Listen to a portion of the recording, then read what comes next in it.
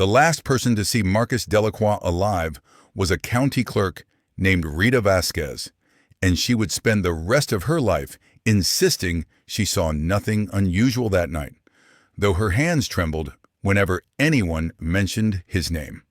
It was November 3rd, 11:40 at night, and the election results were being tallied in the basement of the municipal building in Holloway County, a Rust Belt town where the steel mills had died decades ago, but the old power structures never did.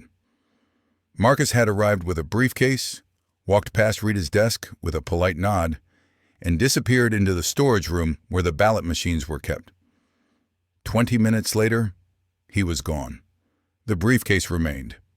When they opened it 3 days later, after the election had been certified and Marcus had been declared a runaway from gambling debts, they found nothing inside but a single photograph of a church and a handwritten number, 47,312. No one could explain what it meant, though some whispered it matched exactly the margin by which the incumbent mayor lost his seat. Holloway County had been dying for 30 years, its population hemorrhaging to cities with actual futures, its downtown a graveyard of shuttered storefronts and for lease signs that had faded to ghosts. But beneath the decay ran an infrastructure more resilient than steel, the network of favors, obligations, and silent understandings that connected the Rossetti family to every institution that still functioned in the county. They didn't call themselves a crime family anymore. That language belonged to a different era, to the days when their grandfather ran bootleg whiskey and protection rackets. Now they were developers, waste management contractors, owners of the largest private ambulance service in 3 counties, and silent partners in the pharmaceutical distribution network that kept the rural pharmacies stocked. They attended city council meetings, donated to the Police Benevolent Association, and their children went to the same schools as everyone else's. Respectability had been purchased so thoroughly that most residents couldn't remember when the Rossettis had been anything other than pillars of the community. But elections were always the flashpoint, the moment when the mask slipped just enough for those who knew where to look. Mayor Vincent Halloran had made the mistake of believing his own legitimacy. He'd won his first term 12 years ago with Rossetti backing, a handshake deal brokered in the back room of a restaurant that specialized in Northern Italian cuisine and hosted city contracts. The understanding was simple. The Rossettis would ensure the union votes, the ward captains would turn out their people, and in exchange, certain zoning decisions would favor certain developments, certain contracts would go to certain firms, and certain investigations into certain bidding irregularities would lose momentum in the bureaucratic maze. Halloran had been a good soldier for 2 terms, a competent administrator who knew which calls to return and which to let go to voicemail. But in his 3rd term, something shifted. Maybe it was conscience. Maybe it was ambition for higher office. Maybe it was just the fatigue of carrying other people's sins. He started asking questions about cost overruns on the new county health center, about why the waste management contract had been renewed without competitive bidding, about the ambulance services response times in the poorer neighborhoods. He hired an outside auditor from the state capitol, a woman with a reputation for being immune to the local folkways of mutual accommodation. The Rossettis didn't make threats. That was the crude method of a different era, the kind of tactic that left evidence and created martyrs. Instead, they made adjustments. Quiet conversations happened in parking lots after church, in the steam room at the athletic club, in the private dining rooms of establishments where membership was by invitation only. The message was never explicit, but it moved through the networks like an electrical current. Halloran had become unreliable, a risk to the delicate ecosystem that kept everyone fed. The county Democratic Party chairman, a man named Eugene Fisk, who'd held his position for 28 years through 7 presidential administrations, began making calls. A challenger emerged, Jennifer Reese, a city councilwoman with an unblemished record, a social work degree, and a speaking style that combined progressive language with practical moderation. She talked about transparency and reform, but she took her meetings with the people who mattered, and those meetings went well. The polling showed Halloran ahead by 6 points a week before the election. He had name recognition, a record of competent if uninspired governance, and the advantage of incumbency. Reese ran a spirited campaign, held town halls in every ward, promised to clean up City Hall without ever specifying what, exactly, was dirty. The Rossettis stayed publicly neutral, but their money moved through channels that couldn't be traced. Shell companies that funded PACs, that bought television ads, donations from out-of-state addresses that happened to correspond to their business partners in the pharmaceutical supply chain. Small contributions from hundreds of employees in their various enterprises who understood that employment longevity sometimes required certain gestures of team spirit. The mechanics were legal, barely, the kind of arrangements that reform legislation tried to eliminate but never quite reached because the people writing the reform legislation needed the same machinery to win their own elections. But money alone wasn't enough. Not when the polls showed Halloran holding steady, not when the local newspaper, still family-owned, still stubborn about its editorial independence, endorsed him for a fourth term with language praising his recent commitment to fiscal accountability. Something more was needed, something that operated beneath the visible threshold of democracy, in the realm where elections were not counted but calibrated. This required access to the infrastructure itself, to the systems that translated votes into victory. In Holloway County, like many small jurisdictions, that system was a patchwork of aging technology and underpaid workers, ballot scanners that had been purchased in 2004 and never upgraded, a county clerk's office that ran on a budget so lean that positions went unfilled for months, and a board of elections whose members were political appointees who served 4-year terms and understood their primary job was to avoid controversy. Marcus Delacroix had been the IT contractor for the county's election system for 9 years. He'd inherited the contract from his father, who'd held it for 15 years before him, back when voting meant mechanical levers and paper ballots counted by hand. Marcus was 47, divorced, a recovering alcoholic who'd been sober for 6 years and attended meetings at the basement of St. Anthony's Parish 3 times a week. He was good at his job, meticulous about maintaining the machines, responsive when something broke, and cheap enough that the county never questioned whether they should put the contract out for competitive bid. What made Marcus useful, though, wasn't his technical skill. It was his debts. He owed money to people who didn't send collection notices or file lawsuits, people who extended credit based on handshakes and collected through methods that left no paper trail. The gambling had started after his divorce, poker games in the back rooms of bars that stayed open after 2 a.m., sports betting facilitated by an app that routed through servers in Antigua and accepted cryptocurrency. By the time Marcus realized he was in trouble, he owed $60,000 to a bookmaking operation that was part of the Rossetti portfolio, though proving that would have required subpoenaing records that didn't officially exist.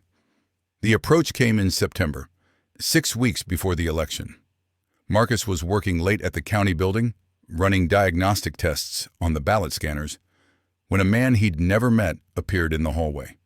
The man was in his 60s, gray hair perfectly trimmed, wearing a suit that suggested he'd driven in from somewhere more prosperous. He introduced himself as Mr. Castellano, said he represented some mutual friends who were concerned about Marcus's financial situation and wondered if they could have a conversation somewhere more comfortable. They went to a diner 3 blocks away, one of the few places still open at night, and sat in a booth in the back where the lighting was dim and the waitress knew to refill coffee without asking questions. Castellano never mentioned the debt directly, never made anything resembling a threat. But he laid out a simple proposition. There was a way to make the debt disappear, to wipe the slate clean and even add some cash on top, enough to get Marcus truly stable, enough to stop living in the perpetual anxiety of wondering when the gentle reminders would become something else. All it required was a small technical favor, the kind of adjustment that someone with Marcus's skills could implement in a few hours of uninterrupted work. The beauty of electronic voting systems, Castellano explained, in the calm voice of someone describing a perfectly legal business transaction, was that they created an official record while leaving very little trail of how that record was generated. The machine scanned paper ballots, tallied the votes, transmitted the totals to the county database, and generated the final results. But the machines ran on software, and software could be updated, and updates could include modifications that didn't appear in any changelog. What Castellano needed was simple: a minor recalibration of the vote tabulation algorithm in 3 specific precincts, the ones that use the oldest machines, the ones that would be least likely to attract scrutiny. Nothing dramatic, nothing that would trigger automatic audits, just a subtle shift in how the machines interpreted certain marks. A slight overcount for one candidate and an equally slight undercount for another. A difference of perhaps 2% per precinct, enough to change the outcome without creating statistical anomalies that would alarm the data analysts who reviewed election results for patterns of fraud.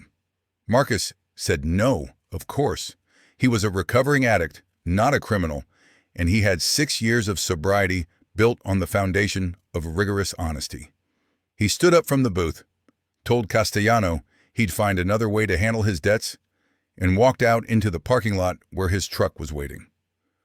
But Castellano's voice followed him. "We're not asking you to break any laws, Marcus. We're asking you to perform maintenance, a routine software update, the kind you do every cycle. The machines are old, they need patches. All you'd be doing is installing an update that hasn't been submitted to the state certification process yet. Is that really criminal? Or is it just bureaucratic noncompliance, the kind of corner-cutting that happens in every underfunded county operation?" Marcus kept walking, but the words had already wormed into his brain because they contained enough truth to make the lie plausible. He did routinely install updates without going through the full state certification process, because the certification process took months and the machines broke down constantly. Everyone knew this. Everyone looked the other way, because perfectionism was a luxury that rural counties couldn't afford. The next 2 weeks were a masterclass in psychological pressure applied so gently it felt like concern.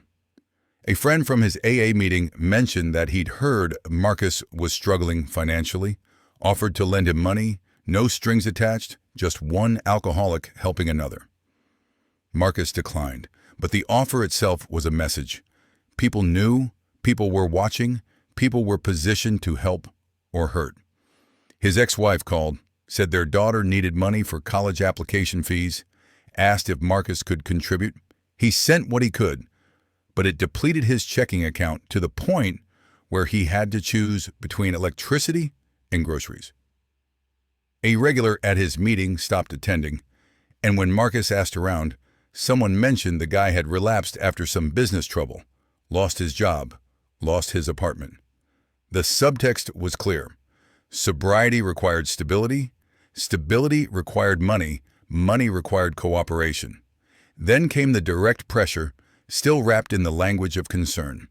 A phone call from a lawyer representing the bookmaking operation, explaining that while they were generally patient with payment plans, they'd received information suggesting Marcus might be planning to file for bankruptcy, which would be unfortunate because bankruptcy didn't actually discharge gambling debts, and pursuing collection through other means would be regrettable for everyone involved.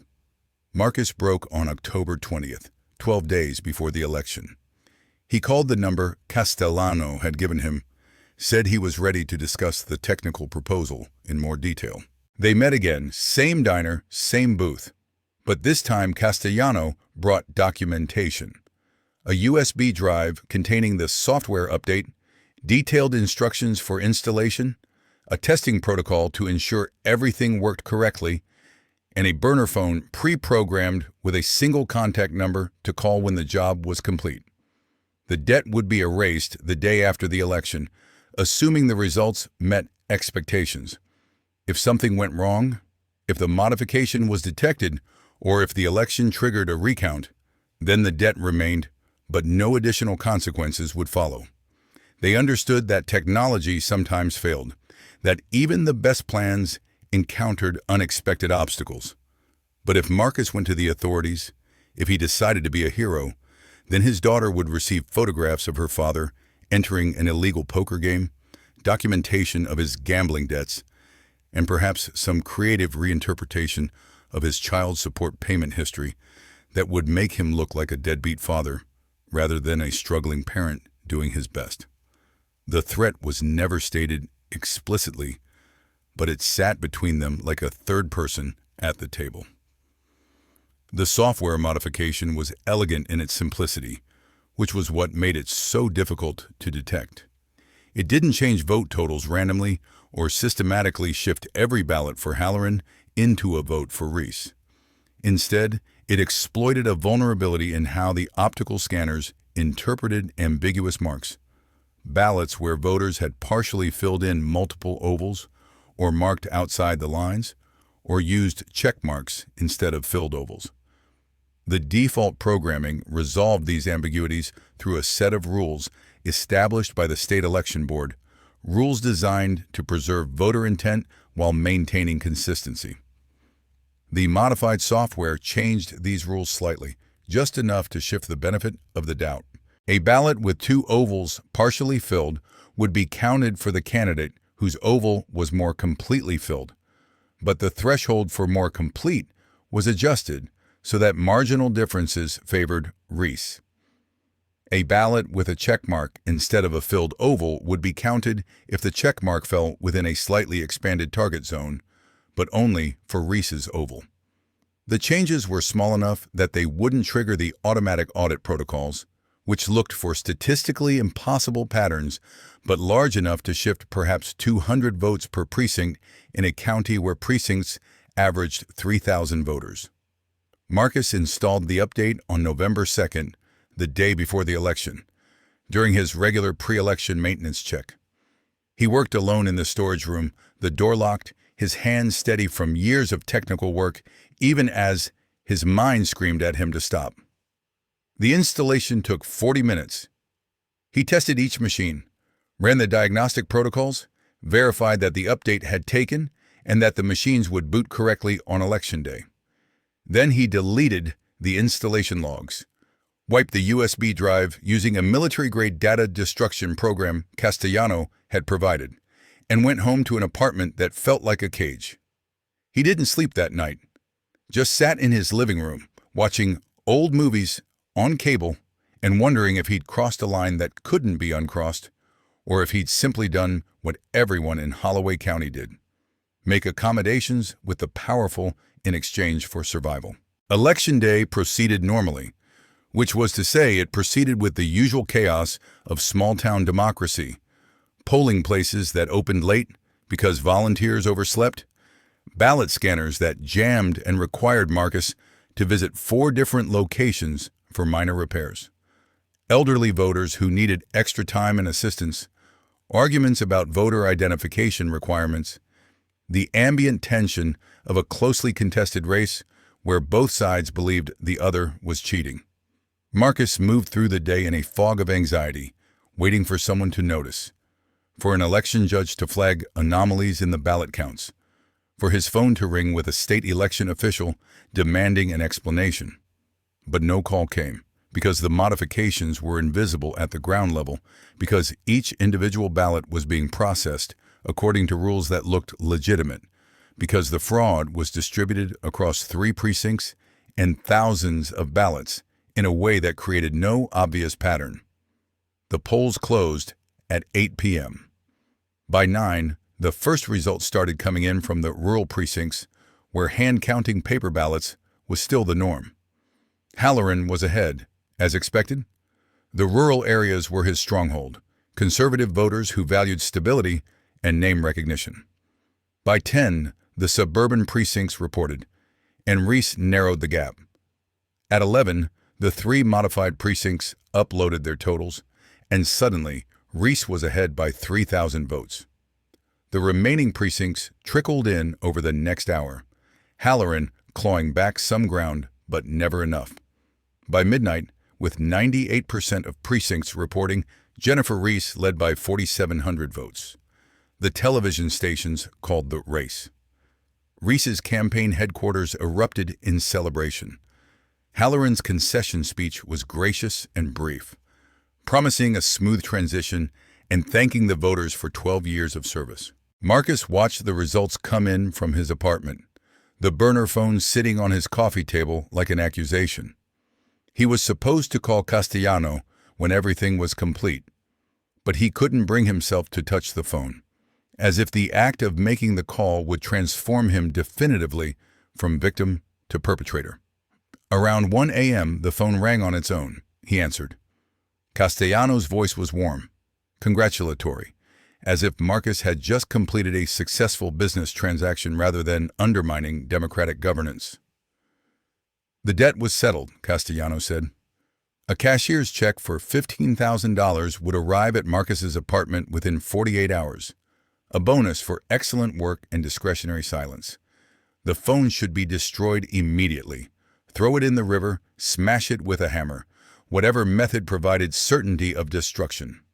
And Marcus should continue his excellent service to the county, should remain the reliable IT contractor everyone trusted, should live his life as if nothing had changed, because in the official record, nothing had changed.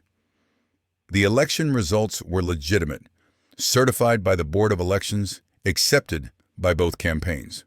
What happened in the invisible realm of software and ambiguous ballot marks was a technical detail that only mattered to people who cared about such things, and the people who cared about such things had already been persuaded that everything was fine. But Marcus couldn't live with the weight of what he'd done, couldn't sit through AA meetings talking about rigorous honesty while carrying this secret, couldn't look at his daughter without wondering what he'd stolen from her future by corrupting the system that was supposed to protect everyone's voice. 3 days after the election, on November 6th, he returned to the county building after hours, using his contractor key to access the storage room. He brought his personal laptop, intending to document what he'd done, to create a record that could be used as evidence if he found the courage to go to the authorities. He photographed the ballot machines, copied configuration files, wrote a detailed explanation of how the software modification worked and what impact it had on the election results. He was so focused on his work that he didn't hear the door open behind him, didn't notice the presence in the room until it was too late. The official story was that Marcus Delacroix left town to escape gambling debts, that he was depressed about his financial situation and decided to start over somewhere else. His truck was found at the bus station 3 days later, keys in the ignition, a hastily written note on the dashboard saying he was sorry and needed to disappear for a while. His apartment showed signs of hurried packing, clothes missing from the closet, toiletries gone from the bathroom. His ex-wife told police he'd been acting strangely, paranoid, mentioning debts he couldn't pay. His AA sponsor said Marcus had seemed on the edge of relapse, talking about overwhelming pressure. The police investigation was perfunctory. A missing persons report filed, some phone calls made to shelters and hospitals in neighboring cities, a notice sent to the national database. But Holloway County was understaffed and underfunded, and middle-aged men with financial problems disappeared all the time. The case went cold within a month. Rita Vasquez, the county clerk, told investigators she'd seen Marcus that night, but thought nothing of it. He often worked late during election season, fixing problems with the machines. She didn't mention the briefcase, didn't mention that Marcus had looked terrified when he walked past her desk, didn't mention the black SUV she'd seen parked in the loading zone with its engine running. She'd been working in county government for 32 years and had learned the survival skill of selective memory, of knowing which details to record and which to forget.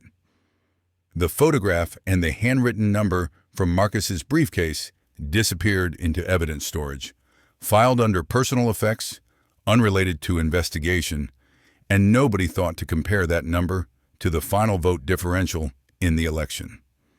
The ballot machines were used in the next election cycle, then retired when the county finally allocated funds for a system upgrade. The old machines were supposed to be destroyed according to state protocols. Hard drives wiped, components shredded, but the disposal contract went to a company that subcontracted the actual work. And somewhere in that chain of subcontracting, procedures were cut short. The machines ended up in a warehouse in Pennsylvania, stacked with thousands of other pieces of obsolete election equipment, their hard drives intact, their software modifications preserved like archaeological evidence of a crime that was never investigated. Sometimes graduate students doing research on election security would acquire old machines from these warehouses, study them for vulnerabilities, publish academic papers about theoretical attack vectors. But the machines from Holloway County were never selected for study, were never examined by anyone with the expertise to recognize what had been done to them, and eventually they were crushed in an industrial compactor when the warehouse needed space for newer inventory. Jennifer Reese's tenure as mayor was generally regarded as competent and progressive within acceptable limits. She implemented some of the transparency measures she'd promised, created an online database of city contracts, held quarterly town halls where residents could ask questions. But the deeper reforms never materialized. The waste management contract was renewed. The ambulance service continued its operations with minimal oversight. The zoning decisions that mattered still seemed to favor certain developers. The outside auditor Halloran had hired was thanked for her service and sent back to the state capitol with recommendations that were filed away and never acted upon. Eugene Fisk, the Democratic Party chairman, praised Reese publicly and told friends privately that she understood how things worked, that she was a practical progressive who knew the difference between campaign rhetoric and governing reality. The Rossettis continued their quiet dominance of Holloway County's power structure, their influence expanding rather than contracting as the local economy continued its long decline. When legitimate businesses closed, the Rossettis bought the real estate for pennies on the dollar, converted commercial buildings into Section 8 housing that generated steady rental income from government subsidies, opened dollar stores, and check-cashing operations in neighborhoods where banks had withdrawn. They diversified into new sectors. The opioid crisis created opportunities in addiction treatment, which led to contracts for running county-funded recovery programs. The collapse of local newspapers created space for sponsored content and native advertising through media companies that were technically independent but editorially compliant. The privatization of government services created contracts for everything from parking enforcement to court security. Each expansion was legal, each contract awarded through processes that technically follow procurement rules, each relationship structured to maintain plausible deniability if anyone bothered to look closely. But nobody looked closely because the people with the power to investigate were themselves embedded in the networks of mutual obligation, because the journalists who might have asked difficult questions were either gone or constrained by publishers who depended on advertising revenue from Rossetti-connected businesses, because the citizens who might have demanded accountability were too exhausted by economic survival to organize effective resistance. The 2018 election in Holloway County became a case study at one university's political science department, not because anyone suspected fraud, but because it represented an interesting data point about suburban realignment and the decline of incumbent advantage in the modern political environment. A graduate student named Sarah Chen wrote a thesis analyzing the precinct-level results, noting some interesting anomalies in the pattern of ballot spoilage and ambiguous marks, but her advisors encouraged her to focus on the demographic factors and the campaign strategies rather than technical voting system issues, because that was where the interesting research questions were. Sarah's thesis was published to the university's digital archive, read by perhaps 50 people, and then forgotten. But in certain circles, the informal networks of election security researchers, the dark web forums where hackers discussed theoretical vulnerabilities, the activist groups that monitored election integrity, Holloway County's 2018 results were whispered about as a possible example of what they called calibration fraud, a technique that exploited ambiguous ballot marks to shift results within the margin of detection. There was never enough evidence for a formal investigation, never a whistleblower willing to come forward, never a smoking gun that could transform suspicion into proof. But the people who studied these things noted the patterns, added Holloway County to their list of elections that deserved scrutiny, and waited for the next time someone like Marcus Delacroix decided that conscience mattered more than survival. In 2019, a fisherman found a body in the Allegheny River, 40 miles downstream from Holloway County. The corpse had been in the water for months, bloated beyond recognition, all identifying features erased by decomposition and the river's current.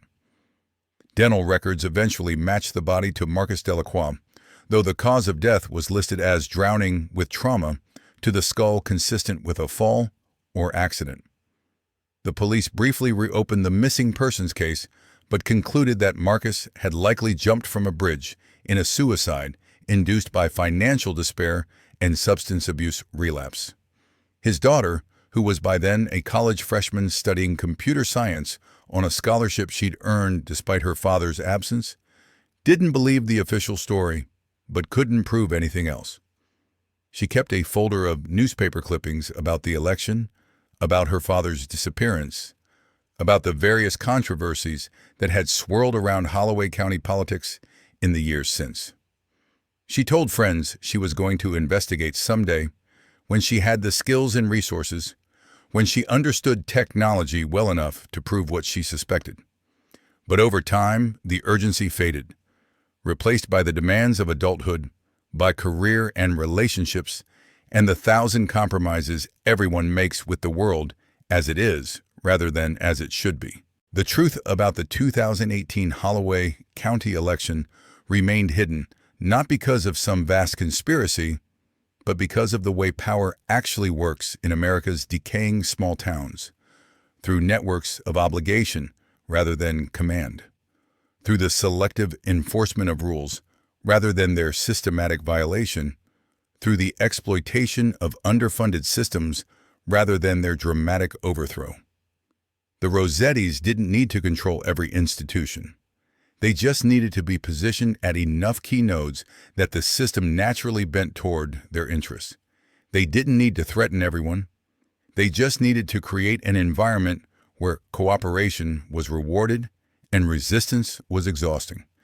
They didn't need to commit obvious crimes. They just needed to operate in the gray spaces where law and ethics blurred into technical questions that most people didn't understand and fewer people cared to investigate. Election security experts knew that small counties were vulnerable, that aging voting systems could be exploited, that the combination of underfunding and vendor capture created risks that were theoretically preventable but practically inevitable. They wrote reports, testified before legislative committees, advocated for better funding and stronger oversight. But the reforms never came, or came too slowly, or came in forms so compromised by political negotiation that they created new vulnerabilities while claiming to fix old ones. Because election security, like every other aspect of democratic governance, was embedded in a political economy where the people who benefited from the status quo had more influence than the people who suffered from it, where the abstract principle of fair elections competed with the concrete interests of parties and candidates and contractors who preferred systems they knew how to manipulate over systems that might be more secure but also more unpredictable. The last person to know the complete truth about what happened that November night was probably Castellano, if that was even his real name. And he never told anyone because silence was his profession's cardinal virtue. He moved on to other projects, other elections, other small corruptions that together constituted the invisible architecture of American democracy in the 21st century. Sometimes he thought about Marcus Delacroix, felt a moment of something like regret or recognition, but mostly he thought about the work, about the technical challenges of manipulating systems without leaving traces, about the psychology of recruiting assets and managing risks. He was good at his job, took pride in craftsmanship even when the craft was corruption, and he slept well at night, because he'd long ago made peace with the world as it was, rather than as it might have been if everyone had followed the rules that were supposed to govern civilized society. In Holloway County, life continued its slow decline, punctuated by small celebrations and large disappointments, by elections that felt increasingly like rituals performed for an audience that had stopped believing in their power to change anything. Jennifer Reese won re-election in 2022, this time without needing any unusual technical interventions, because she'd proven herself to be exactly the kind of mayor the people with real power wanted, competent enough to manage the county's decline, compliant enough to not threaten the arrangements that made certain people wealthy, progressive enough in rhetoric to maintain the appearance of reform without the substance. Voter turnout declined each cycle as it did everywhere else, as citizens slowly internalized the lesson that their participation didn't matter as much as they'd been taught in civics class, that the real decisions were made elsewhere, by people they never met, through processes they didn't understand, in service of interests that were never openly acknowledged. Democracy became increasingly performative, a set of procedures followed because abandoning them entirely would be too destabilizing, but drained of the belief that had once animated them. The photograph from Marcus's briefcase, the one showing a church, though nobody ever identified which church, remained in evidence storage, occasionally seen by clerks filing other documents, but never examined with real curiosity, never connected to anything else, never understood as a message or a clue. It was just a photograph of a building, and buildings were everywhere, and without context, images meant nothing. The number 47,312, which exactly matched the vote differential that decided the election, was written in Marcus's handwriting, but could have meant anything. A phone number, an account number, a random figure from some calculation. The briefcase itself gathered dust, then was discarded when the storage facility purged old files, and whatever secrets it might have contained were lost to the same bureaucratic entropy that protected so many crimes by simply forgetting they'd ever been committed. Years later, when historians tried to understand how American democracy had eroded so thoroughly that by the mid-21st century it existed more in name than in substance, they would struggle to identify the decisive moments, the dramatic turns where everything changed. But maybe there were no decisive moments, only thousands of small compromises, like the one that happened in Holloway County in 2018, elections stolen by percentages small enough to hide within the margin of error, officials corrupted through debt and fear rather than bags of cash, systems undermined through technical manipulation rather than violent overthrow. Maybe democracy died not with a bang, but with a whimper. In county storage rooms where IT contractors installed software updates that nobody would ever examine. In municipal buildings where clerks learned to forget what they'd seen. In the river where bodies disappeared and took their secrets with them. Maybe the funeral was so quiet that nobody noticed it was happening. And by the time people realized what had been lost, the networks that had destroyed it were so deeply embedded in the institutions that were supposed to protect it that extraction was impossible without destroying everything else. The Allegheny River continued its ancient flow, carrying everything downstream. Industrial waste and human bodies, the detritus of failed economies and the evidence of unsolved crimes toward the great confluence where all rivers eventually meet, where individual stories dissolve into the larger current of history that remembers only what it chooses to remember and forgets what is convenient to forget.